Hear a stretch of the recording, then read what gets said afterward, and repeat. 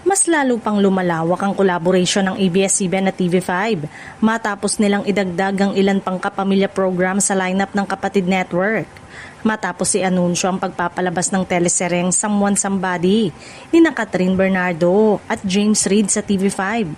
Sinundan pa ito ng pagdadala ng iba pang sikat na programa ng ABS-CBN.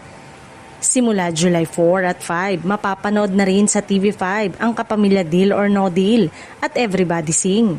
Kasabay itong ipapalabas sa All TV, A to Z, Kapamilya Channel, Kapamilya Online Live, I Want, at TFC na nagpapakita ng mas malawak na partnership sa iba't ibang television platform.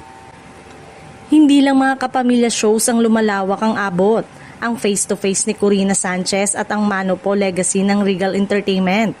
Nakasalukuyang nasa TV5 ay mapapanood na rin sa All TV, A to Z at Kapamilya Channel. Dahil dito, mas maraming manonood ang maaabot ng mga naturang programa.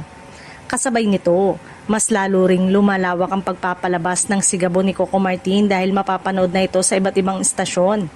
Bilang tugon, pinalawak din ng GMA ang airing ng The Master Cutter ni Dingdong Dante sa GTV, Heart of Asia at iHeart Movies. Kaya muling umiingay ang usapin tungkol sa network competition. Ayon sa mga ulat, hindi lamang pagpapalitan ng mga programa ang posibleng mangyari sa pagitan ng ABS-CBN at TV5. Lumalabas din ang impormasyon na posibleng gamitin ng ABS-CBN ng ilan sa mga artista ng TV5, partikular ang mga talent ng Starworks bilang bahagi ng mas pinalalim na collaboration ng dalawang network.